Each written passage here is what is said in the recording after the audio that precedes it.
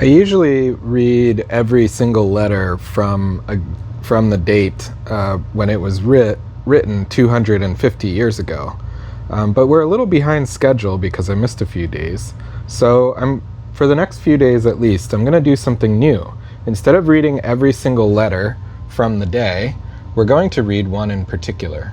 So for this day, you can see it's July 25th, 1775. There were 10 documents, but I've gone through them and picked out one of the most interesting documents, and that is the Committee of Safety's account of the Battle of Bunker Hill. So we'll read this document for today. Great, and to aid in the retelling of this story, I've also pulled up several maps of the battle itself, including illustrations of Boston at the time of the siege, so that you can see in detail what was being discussed in these different accounts. So let's just take a look at this map so that you understand before we discuss the actual battle, the layout of the different places in Boston that matter. So you can see Boston is here, and this was occupied by the British. The Patriots occupied the outlying regions from the headquarters of Cambridge, and then had this wall of redoubts on this side going through Cambridge, and then they also kind of curved over up north of the city here, and then down to Roxbury, which was in the south, under Boston to the south, and then up into Dorchester. And Dorchester becomes very important at another time. The general layout of the battle was thus, that the Patriots took Bunker Hill, which Bunker Hill was on this island here to the north of Boston. And it was an important hill because earlier General Gage, who was the general of for England, he had abandoned this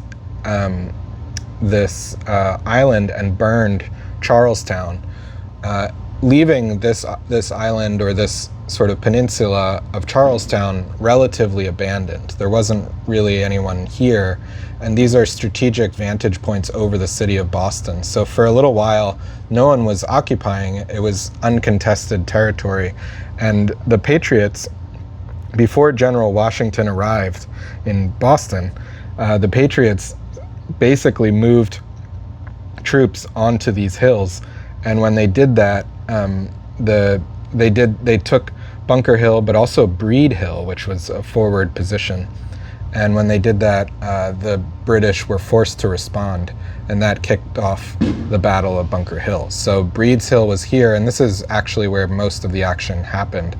But then Bunker Hill was behind Breed's Hill as a place where the Patriots made a final stand. So that's the battle. The Patriots had to retreat across this small, thin piece of land called the Neck, the Charlestown Neck. And so we'll see how the battle unfolded, where the British landed at the top of the island, and then in successive attempts to take Breed's Hill and then take Bunker's Hill, they tried different maneuvers and eventually broke through the Patriot lines, and that ended the battle. Okay, now let's read the Committee of Safety's account of the Battle of Bunker Hill, 25th of July, 1775. Watertown. In Committee of Safety. In obedience to the above order of Congress, this committee have inquired into the premises, and, upon the best information obtained, find that the commanders of the New England Army, about the 14th ultimate, received advice that General Gage had issued orders for a party of troops under his command to post themselves on Bunker's Hill, a promontory just at the entrance of the peninsula of Charlestown. So they're talking about Bunker's Hill, which is here, and this is the promontory entrance to Charlestown. Upon which it was determined, with the advice of this committee, to send a party who might erect some fortifications upon said hill and defeat this design of our enemies. Accordingly, on the 16th ultimate, orders were issued that a detachment of 1,000 men should march that evening to Charlestown and entrench upon that hill. Just before 9 o'clock, they left Cambridge and proceeded to Breed's Hill, situated on the further part of the peninsula west of Boston. So again, you can see Breed's Hill is here, and they moved all the way forward to this part, which they're saying is sort of to the west of most of Boston, which is here, and Breed's Hill is this way to the west. So it's northwest, really. For by some mistake, this hill was marked out for entrenchment instead of the other. Aha, so strategically taking Breed's Hill was a mistake. They wanted to only fortify Bunker Hill to sort of establish a defensible position at the neck of Charlestown. But for whatever reason, the general in charge took Breed's Hill instead. Many things being necessary to be done preparatory to the entrenchments being thrown up, which could not be done before lest the enemy should discover and defeat the design, it was nearly 12 o'clock before the works were entered upon. They were then carried on with the utmost diligence and alacrity, so that by the dawn of the day they had thrown up a small redoubt, about 8 rods square. At this time, and heavy fire began from the enemy's ships, a number of floating batteries, and from the fortifications of the enemy on Copp's Hill in Boston, directly opposite to our little redoubt. An incessant shower of shots and bombs was rained by these upon our works, by which only 1 man fell. The provincials continued to labor indefatigably till they had thrown up a small breastwork extending from the east side of the redoubt to the bottom of the hill, but were prevented from completing it by the intolerable fire of the enemy.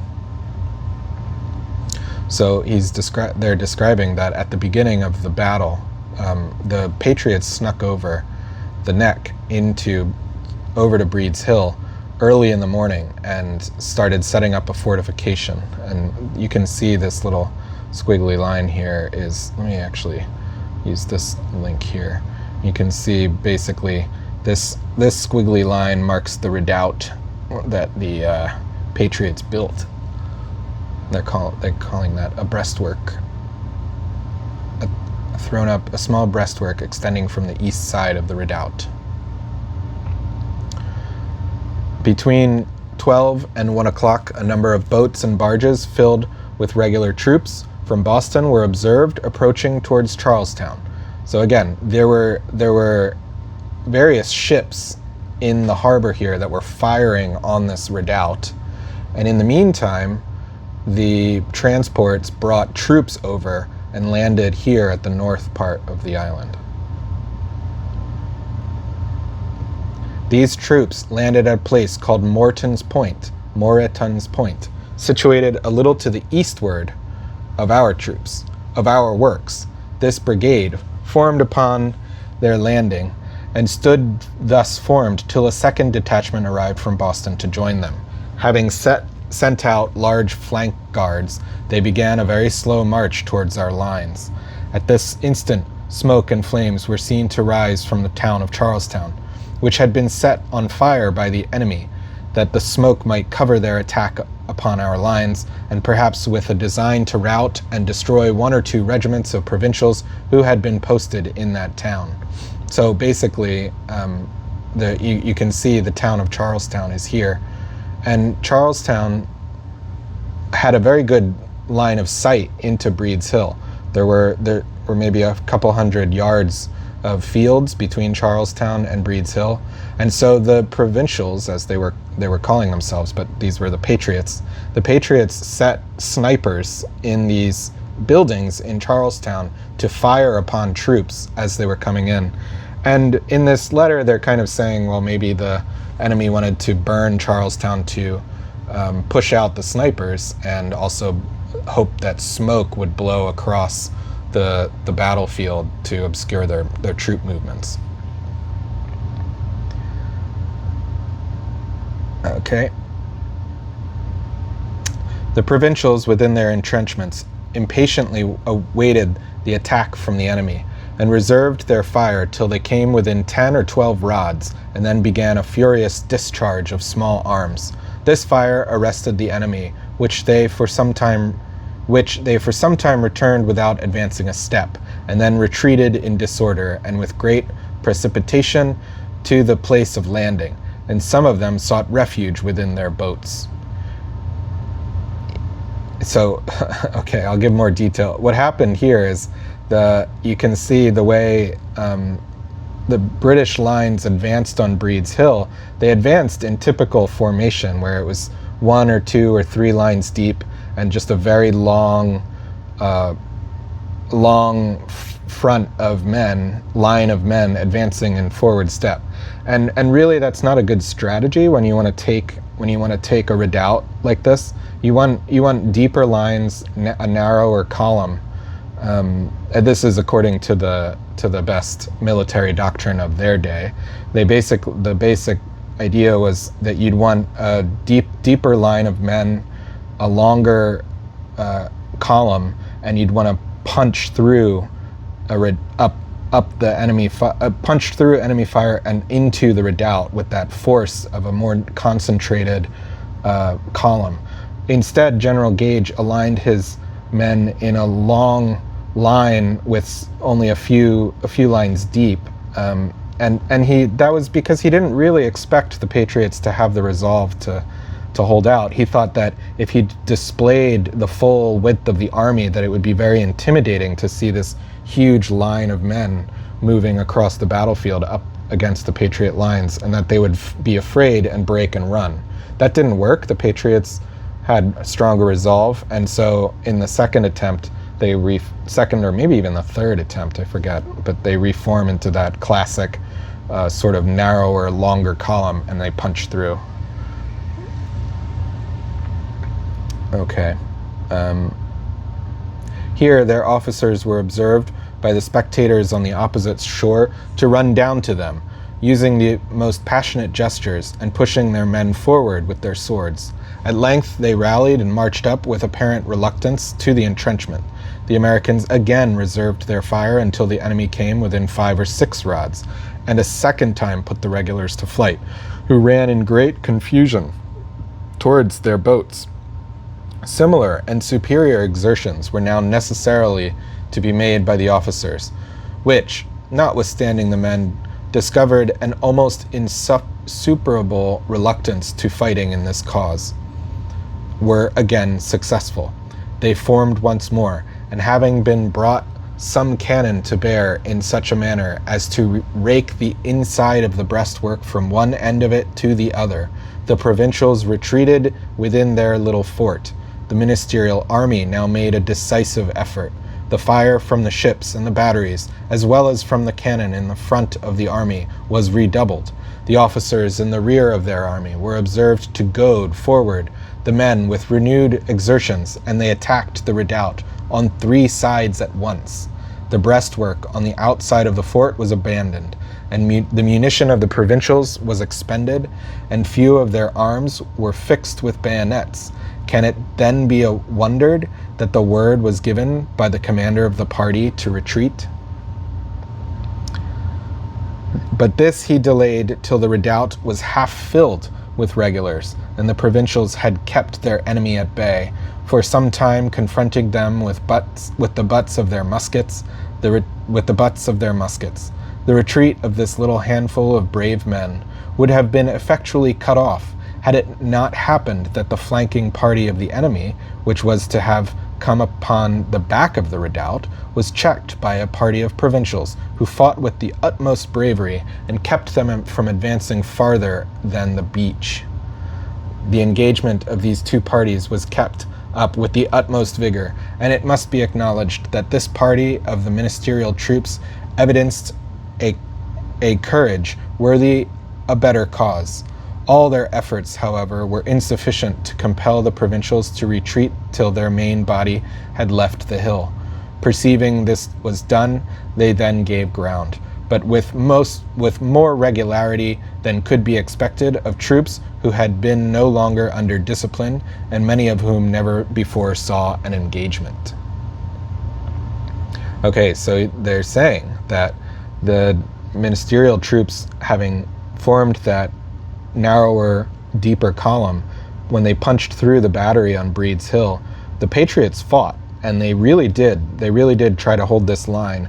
And there was this flanking maneuver that came up around the side here, and also up this way, basically around the back of Breed's Hill, especially from the north. And the Patriots fought off those flanking maneuvers as well. So, they really did put up a big fight. And meanwhile, because there was confusion in the back lines here, the Patriots had sent reinforcements, but those reinforcements didn't arrive at Breed's Hill. They kind of lingered back at Bunker's Hill.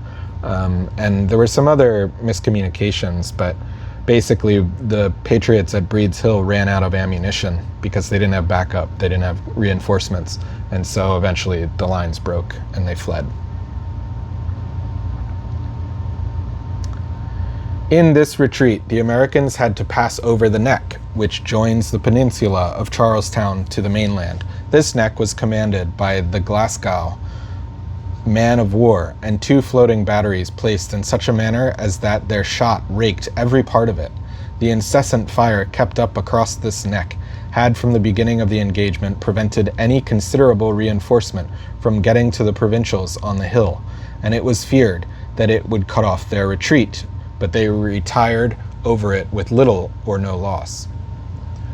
With a ridiculous parade of triumph, the ministerial troops again took possession of the hill which had served them as a retreat in their flight from the Battle of Concord.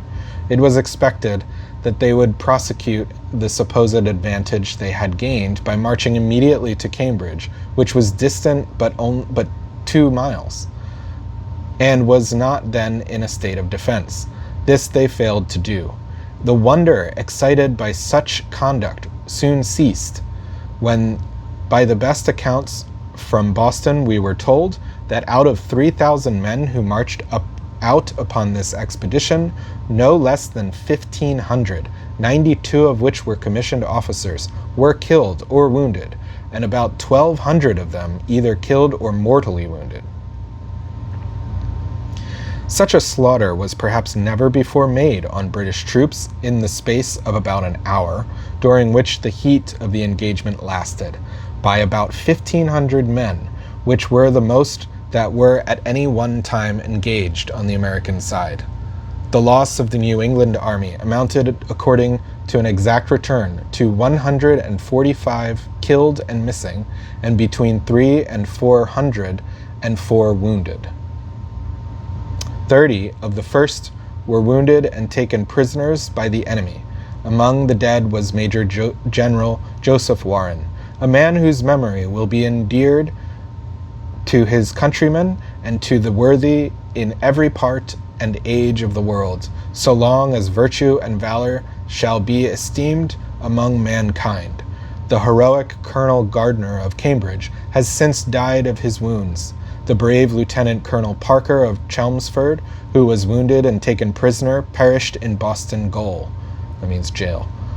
These three, with Major Moore and Major Maclay, who nobly struggled in the cause of their country, were the only officers of distinction whom we lost.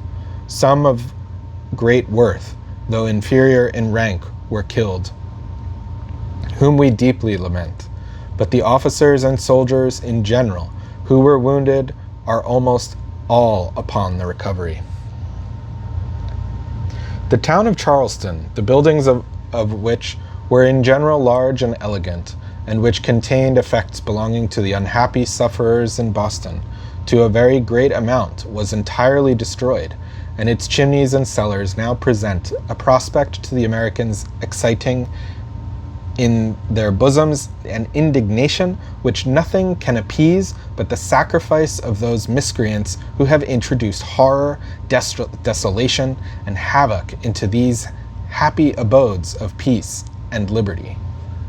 Though the officers and soldiers of the ministerial army meanly exult in having gained this ground, yet they cannot but attest to the bravery of our troops and acknowledge that the battles of Fontenoy and Minden, according to the number engaged and the time the engagement continued, were not to be compared with this. And indeed, the laurels of Minden were totally blasted in the Battle of Charlestown. The ground, purchased thus dearly by the British troops, affords them no advantage against the American army, now strongly entrenched in a neighboring eminence. The Continental troops, nobly animated by the justice of their cause, strongly urged to decide the contest by the sword, but we wish for no further effusion of blood if the freedom and peace of America can be secured without it. But if it must be otherwise, we are determined to struggle and disdain life without liberty. O Britons, be wise for yourselves before it is too late, and secure a commercial intercourse with the American colonies before it is forever lost. Disarm your ministerial assassins, put an end to this unrighteous and unnatural war, and suffer not any rapacious despots to amuse you with the unprofitable ideas of your right to tax the officers, the colonies, to tax and officer the colonies, till the most profitable and advantageous trade of the colonies is irrevocably lost. Be wise for yourselves, and the Americans will contribute to rejoice in your prosperity. J. Palmer, PR Order. In the footnotes, there's a little note here explaining the reference to Fontenoy and Minden. In 1745 at Fontenoy, where the French won an impressive victory, the combined forces of England and Hanover totaled about 16,000. At Minden, fought in 1759, the victorious English and German forces numbered around 36,000. A comparison of English casualties at Minden and Bunker Hill was printed in the Massachusetts Spy, 20th of October. So there you have it. There's the Battle of Bunker Hill, as told by the Founding Fathers in their own words. And they wrote that document to counter misinformation that General Gage was spreading in London. And I'm inferring from the references to Minden and Fontenoy that General Gage was making comparisons to those battles that didn't really fit. So if you liked this recounting with more detail about a map and explanation of the battle, if you enjoyed this, please give a like and a subscribe, and let me know in the comments if you enjoy the focus on one document per day instead of generally reading all of the documents read, since not all of them are as interesting, and focusing on one document has its merits. So let me know in the comments if you enjoyed that more. Okay, see you tomorrow.